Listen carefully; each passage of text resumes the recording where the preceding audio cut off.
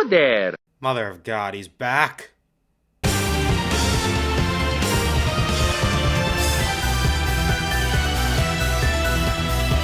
I wasn't expecting this. So, hi. Chances are if you're watching this, you're either an opinion shopper or you watched my review of the first movie. If you haven't, go see that first to understand my headspace here, then come back. I'll wait. Okay, I've waited enough. Now, much like its predecessor, I was mixed on Galaxy from the start. I went into that at the end of the last review, hopeful that it would still be a fun popcorn flick like the first ultimately was, but worried that the plot would be a clusterfuck from all the elements we saw at that point. I wrote that before we got the third trailer. And that third trailer didn't help, nor did the random announcement of Fox McCloud. Fox McCloud! I thought a friend of mine fell for AI fake news when he told me that, but apparently not. And yeah, because Fox found his way in here, so did a new sensor sound. You're welcome. Release day was approaching, but I didn't really care. I thought I wouldn't be able to see it for weeks because of college, but lo and behold, one project suddenly got a lot easier while plans for another got changed and cleared up my schedule for Easter. So I've got one viewing under my belt. Can I give a firm take after that? Probably not, but the iron's already starting to cool, so here I am. Ready, Mario? If you're ready, go for it! By the way, just so I don't have to send my B-roll to hell like in the first movie review, you'll be seeing a lot of game footage. Also, massive spoilers ahead. This time, our story begins with Rosalina trying to read her kids a bedtime story. Only one issue: Mega Leg Attack. Rosalina's able to practically no-sell it, pretty game accurate, but Illuma coming out to talk about a nightmare is enough for Bowser Jr. to score the drop on her. She almost makes a breakout, but Jr. keeps her down with the paintbrush while Luma escapes to get help. Said help is on their way to Tostarena to take care of a pipe issue, except it's not a pipe issue at all. It's a fugitive. They opt to bring him back for Peach's arrival anniversary, which also happens to be the day of what I assume is the Star Festival. Against her council's wishes, Peach answers the Luma's call for help with Toad at her side and armed with Mario's gift parasol, leaving the brothers in charge of the kingdom until paths converge. So while Peach and Toad look for a way to rescue Rosalina, I think, the bros and Yoshi try to look for a way to follow her, which is really the only way I can adequately summarize what they do because... oh boy. Are your fingers getting tired? Mario, it wasn't my fingers, it was my brain. Mine would be by now. Are you even listening? I'm going to fly for you.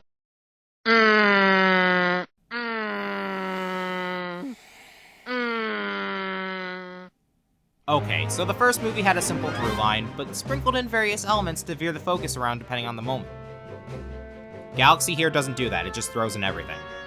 A grab bag of set pieces and ideas.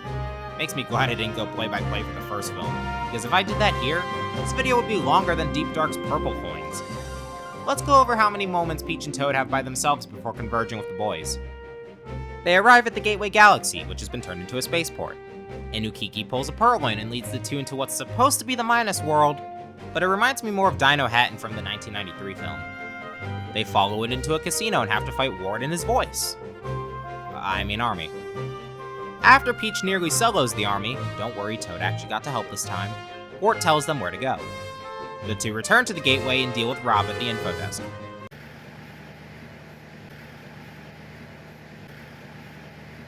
He's not as slow in any game he shows up in with Mario as he is here. Then again, I've never played Gyrometer Stack Up, so... After some fruitless shopping around, they decide on Fox McCloud, who got stranded in this galaxy after a Lilat Wars battle gone wrong. He blames it on Slippy though, because who doesn't? That's 6 bullet points to explain how Peach and Toad find the place and means to look for Rosalina. The brothers have it busy too, and not just with the kingdom. I'm actually glad that's done in a montage. Nah, the actual journey is a lot as well, and that's all thanks to Bowser. His arc in this film is... odd. He managed to make a home for himself in the cage, took up painting, and seems to actively want to improve. Kind of. Bowser's clearly still got anger and power issues, and puts up a fight when he gets the chance to escape, but following the exchange about Bowser Jr. coming in for the attack, he actively tries to make an alliance work, still helps the gang after goading Mario into punching him back to normal. even though getting hit as Mini Mario still kills you in the games, but it's not like Mario can actually die and respawn here, so... And when Honey Queen attempts to force the gang into hard labor for destroying her flower field with the fallen Peach's castle, Bowser takes the fall and would have stayed had Junior not picked him up.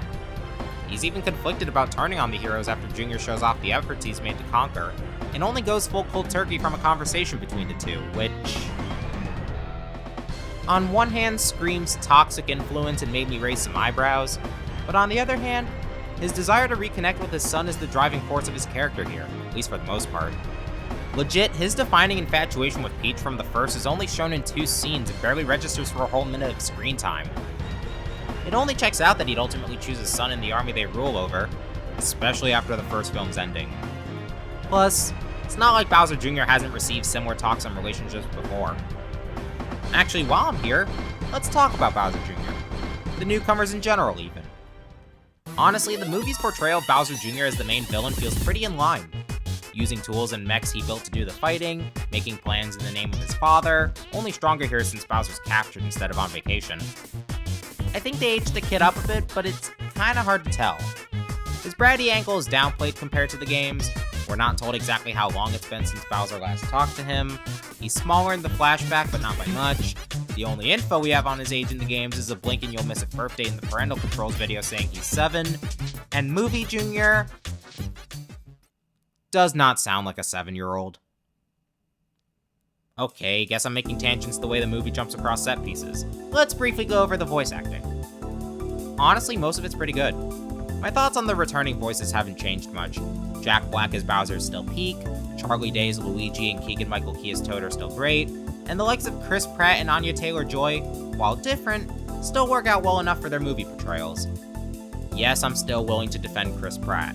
He's not as bad as the Kong performances. As for the new characters, he may have caused a second field day for the internet the way the first cast did, but Donald Glover did a great job as Yoshi. I do sort of feel like plenty of people can work as Yoshi and Glover was mainly for the marquee value, but that doesn't mean he didn't do good. Brie Larson makes for a strong Rosalina, and Benny Safdie, I guess he did fine. I don't know if I just came to find it tolerable like Chris Pratt or if I'm just numb, but his voice is a little more distinct from Kamek than I thought after actually watching the film. Really, the weakest performances were from the characters I wasn't expecting as much from anyway, Wart and Honey Queen. The former I felt had lackluster line delivery, while the latter I would have expected something a little less sharp and more floaty, if that makes any sense. She may be a mildly antagonistic force this go around, but keep in mind, these are her voice clips from Mario Kart 7. The best voice performance has got to be Glenn Powell as Fox. I haven't played Star Fox much, but I'm decently familiar with how he's meant to sound since his home series, unlike Mario, relies on spoken dialogue. He doesn't just deliver his lines well, he's sort of an in-between of Fox's existing voice actors, Mike West and Jim Walker. Aren't you guys thinking of something else? It's an asteroid belt. We've got to clear a path. Why is a princess trying to go to the most dangerous place in the galaxy? And with that, an actually decent segue. I'm a little mixed on how Fox is incorporated into the plot. See, it makes sense as he's got plenty of piloting experience, and the Gateway Galaxy shows that all Nintendo properties are on the table for appearances given the Pikmin cameo and Rob. It's not like he's a non-player either. He helps out the group with flight, be it the R-Wing or the Comet Observatory, after a very convenient pretend SOS from Luigi actually does something. He holds his own against Junior's UFO, and he ultimately gets the Koopas in prison. Off-screen anyway. But I feel like aside from the one shootout, he's sort of just the pilot and not much else. I think it would have been cool for him to get at least one fight on the ground, either as a nod to Assault, or the fact that most people know him for Smash Bros. These days. Granted, there could always be a Smash movie in the future where they get to do that, but I digress. He wasn't the only one left out either. Toad takes a backseat starting with the middle of the Fossil Falls Dino Chase, and I imagine it's to keep from bloating the amount of characters present in the finale. Even if they didn't pop the bloating elsewhere. I think the writers were aware on some level that Toad isn't the biggest help. While he's still good chums with the brothers, he's got some animosity towards Yoshi. You know, since Yoshi has displaced him as a supporting character before. Now that's a deep cut. And they made the smart decision of having Toad act as proper auxiliary for someone who was otherwise alone twice. First with Peach on the initial launch to space, where he indirectly gets the two in the right direction and helps defeat the Ninja army. Then again with Yoshi on Fossil Falls as a babysitter. Until he becomes a baby himself. At least there's no obnoxious crying, "Ow! You editor, that wasn't an invitation!" Peach is still large and in charge, and she did decimate Wart's troops with the help of Mario's anniversary gift. But it felt like she was more prone to the back foot the further we went. From being almost childishly frustrated at failing to fix the R-Wing, to Mario leading the charge through Bowser Jr.'s Kaizo level, to only barely managing to rescue Rosalina through...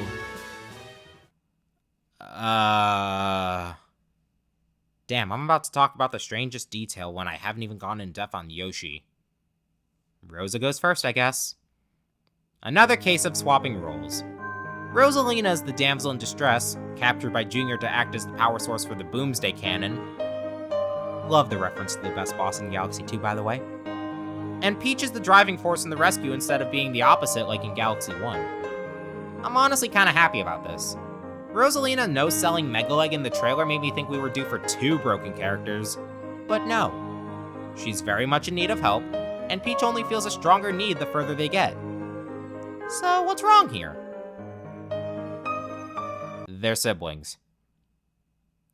I could hear the screams of varying emotions from other Mario fans across the continent as the backstory was revealed. Plenty of fans have theorized a possible connection between Peach and Rosalina, and here it is, I guess. I know it was meant to answer the blatant loose thread of where did Peach come from that the first movie mentioned once and never again, but now I just have more questions. 1. This revelation means Film Rosa's backstory, whatever it is, differs a lot from the games. So if that's the case, what's her family like? Is it just Peach and Rosa on this blank planet we see? 2. Was it Bowser who made the attack that prompted Rosalina to send Peach away? If so, how old is he? None of the main characters, as far as we know, have a large age gap. The same blink and you'll miss it moment from the parental controls video says Bowser's 29, and Peach was previously stated to be 25. Was it a parent of Bowser? Where are they now? And 3, is this supposed cosmic power we've never been able to see before the secret reason for why Peach is so busted most of the time? Shocker, I don't think this revelation was thought through very well. I still remember my girlfriend's confused expression as we watched the backstory be told. She wasn't planning to review the movie, that's telling in itself. And unfortunately, I don't know if there was a good way to go about it. Because if you made the connection anything less, we still wouldn't know where the hell Peach came from. If anything, this backstory is more to justify them having a power that would then allow the rescue. Classic contrived coincidence. And call me a salty ship fanatic, but they make that confusing yet vital connection between Peach and Rosalina, but still only tease us about Mario and Peach. You got Luigi and Yoshi being wingmen for him, Toad was trying to help in the first film, Peach's arms are open when they reunite, they pretend he sees Fox as a rival for a second, there's the cute moment of them stomping around in frustration. You've got room to push the envelope, Mario! F***ing do it! When I kiss the princess, I'm get light-headed. This Mario was willing to make a move, grow some balls! All of that to say, remember my thoughts in the last review? Mario product first, movie second. Their focus, much like last time, was on the action and references with some attention set aside for jokes, because it's a family movie in 2026. Yoshi with his lack of English and need to communicate visually, and Luigi with being a fraidy cat are the main source of levity, the former's Brooklyn montage being the comedic highlight to me, with Rob and the Lumas also having a part to play when they show up. I got some chuckles in, and Luma Lee's cameo at the end was gold, especially with how afraid the Bowsers were of him. But with Bowser not commanding his scenes the same way he did in the first, his humor got toned down with it, and a lot of the other jokes are downplayed in comparison to the set pieces. There's always something happening in the film. Jack Black even said so in the final movie direct. I wouldn't have a problem with this in theory. The first film had a thin plot and a short runtime, so some more substance would help for a stronger product. Problem is, this film is 98 minutes long. Only 6 more than the first, including credits, and there's plenty more elements to work with. I was able to mostly keep up, probably because I'm an avid follower of the source material, but it's enough to make plenty overstimulated, such as my girlfriend. With that in mind, I can sort of understand why critics are giving the film a lashing. I mean, I still wonder who hurt these people to make comments like this when I've had plenty of worse theater experiences before, but yeah. Action and references are still at the forefront, and purely thinking about these, they're great. In fact, I'd argue that the action scenes are better than the first, and more characters get to do things in them. I already mentioned Toad fighting for once, but I think you know who I'm more concerned about. Have you seen Luigi? Mario, he's right there. What did you think this is, the first film? Luigi has Mario's back from the start, and we actually get to see him in action from them all the way to the end. From the truck in the temple, all the way to fighting Dry Bowser, Wonder Jr., and the Goop Lord of Lightning. Quite a lot of Odyssey elements for a Galaxy-focused film.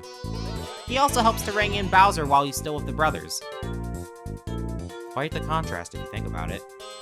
The excitement is strong when the fists come out or the legs get moving, and I'm glad more characters get a part in these moments, but I think the first film had a stronger finale. Nothing quite hits the same as getting the star and hearing that triumphant remix, you know? But while the height of action isn't the same, some parts of the final battle appeal to my emotions the way Martinet's last line did the first time. It has to do with Mario and the Bowsers. So, Mario didn't trust Bowser at the start, justifiably so. His goodwill only improved when Bowser offered genuine help getting them to the Gateway Galaxy, and we know said help wasn't an act given how conflicted he felt about returning to villainy. Even though Mario likely thought it was a straight betrayal, he still tries to get Bowser to turn around once they meet again face to face. While I saw Dry Bowser coming from a mile away, there's still something about the remorse on Mario and Peach's faces, and the fact that Junior doesn't even try to continue the fight in a bout of grief-induced vengeance. At least until he realizes his dad is fine, just a little lacking in meat. And I think, no, I know, that moment influenced Mario's decisions during the final battle. The Lord of Lightning is too much for Bowser Jr. to control, and it eats him. What does Mario do? He focuses on saving the kid and just kills the dragon in the process. I know he only has so much character depth, but I'll say it anyway. That's such a Mario thing to do. Remember Bowser's Fury? His disapproving look in the opening shows he's aware Junior did something to cause the Bowser problem, but he still steps up to help since that's the upstanding guy he is. Seeing a similar notion here just feels right. I don't know what this means for the character dynamics, if anything, in the future, but bravo, writers. Nice move. Time to write my closing thoughts on this initial look, huh? The best way I can describe the Super Mario Galaxy movie is second verse, same as the first, times 13. On a visual and reference front, I think it excels, possibly even more than the first. On a narrative front, it's still not good, and it might even be worse. The runtime is the same, and the through line is still pretty basic. Bowser Jr. kidnaps Rosalina, so our heroes go to save her. But instead of giving more time and breathing room, the film instead made more go on without a means to balance it all. The only time things slowed down were for backstory bits, and one of those felt like a confusing fanfic inclusion without a real means of making it better while still answering the question of, where did Peach come from? I wouldn't say I had a bad time. In fact, I wasn't surprised at all about how I felt by the end. I knew they were going to work with an excess of material. I knew they were going to make similar creative decisions as the first, only in a new setting, and I knew that as long as there were gorgeous visuals, fun set pieces, and an essay's worth of references to point out, I would still enjoy myself even with the lack of plot substance. So, guess I got what I wanted. Would I call it better than the first film? I'm gonna need more time on that. I can say at least one thing for sure. The movie lost in accessibility. The first film may have been a mile a minute like this one, but progression was simpler. If you're not a Mario fan or a kid, chances are Super Mario Galaxy is gonna lose you well before the very abrupt credit sequence, and I don't know if you can say that about the first. Once again, catering to the fans versus catering to the general audience. I think it's safe to say which camp this film went for. Ideally, a film shouldn't have to compromise, but that's not always how the cookie crumbles. In the end, the Super Mario Galaxy movie is another popcorn flick. It can be enjoyed and fun to watch, but don't try to seriously analyze it unless it's your job.